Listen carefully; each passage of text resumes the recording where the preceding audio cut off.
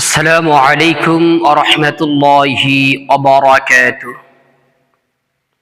نحمده ونصلي على رسوله الكريم أما بعد সম্মানিত দিনী ভাই ও বোনেরা, আপনারা সকলেই কেমন আছেন?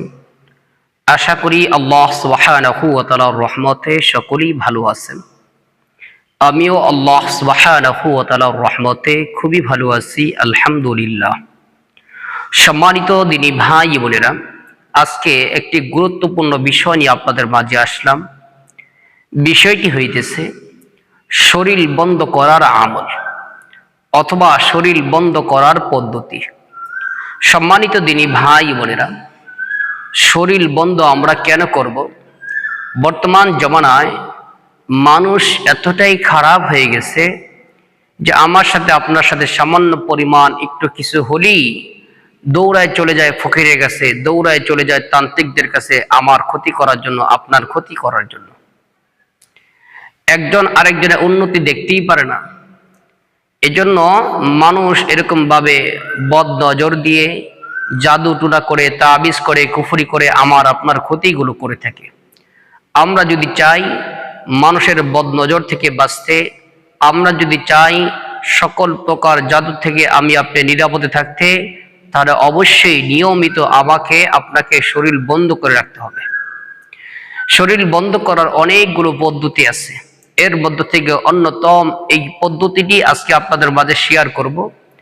যেই পদ্ধতিটা, এই পদ্ধতি সম্পর্কে আল্লামা আশরাফ আলী থানভী রহমাতুল্লাহ আলাইহি বলেন, কেউ যদি এইভাবে শরীর বন্ধ করে, দুনিয়ার মধ্যে এমন কোনো জাদু বিদ্যাওয়ালা কেউ নাই যে তার উপরে আর জাদু টোনা প্রয়োগ করতে পারবে, অর্থাৎ এত শক্তিশালী ভাবে আপনার শরীরটা বন্ধ হবে।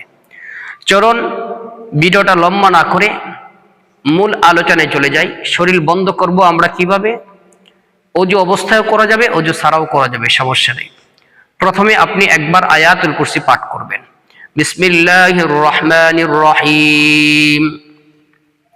আল্লাহু লা ইলাহা ইল্লা হুয়াল হাইয়ুল কাইয়্যুম লা তা'খুযুহু সিনাতুন ওয়া লা নাওম লাহু মা ফিস সামাওয়াতি ওয়া মা ফিল আরদ মান যাল্লাযী ইয়াশফা'ু 'ইনদাহু ইল্লা বিইذনিহি يعلم ما بين أيديهم وما خلفهم ولا يحيطون بشيء من علمه إلا بما شاء وسع كرسيه السماوات والأرض ولا يؤوده حفظهما وهو العلي العظيم।